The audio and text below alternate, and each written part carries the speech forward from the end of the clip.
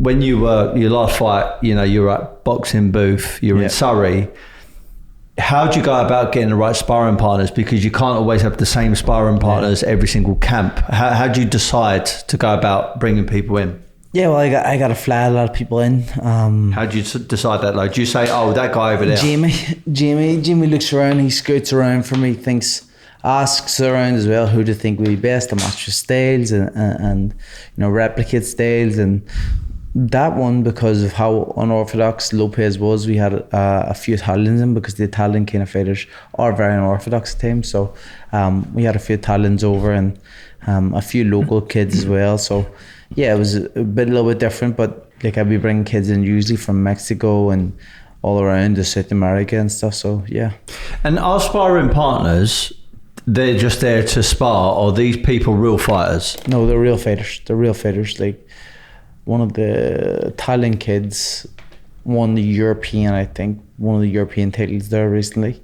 So yeah, they're actual fighters who are training for fights as well. They're in preparation, so they're happy to come and get the work because they need it for their own fights. Yeah. So yeah, it's always it's not just guys who go to spar. It's actual fighters coming over, up and coming kids, and even veterans and stuff we get. Yeah, and typically.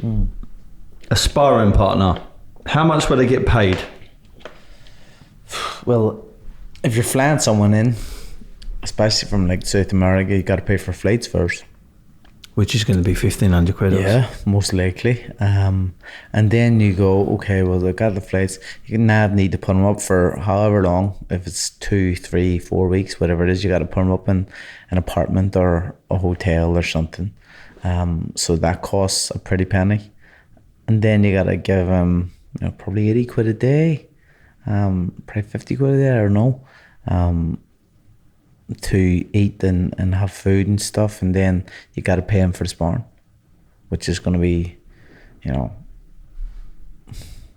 if you're doing 10 round sparring or 12 round sparring, probably getting 500, maybe more than 500. I don't even know. I let Jamie just sort out all the payments. I just make the payments. He just tells me what they're paying. I says okay. So, but yeah, it's some people get like kids in the UK probably getting 50 quid a round, and then so on and so on. You know. People have obviously seen your great fights on TV because it's there for the public to see, but I'm pretty sure there's been some amazing fights in the gym, sparring. Yeah. Can you name anyone or any occasion where you thought, Jesus, that person was very, very tough?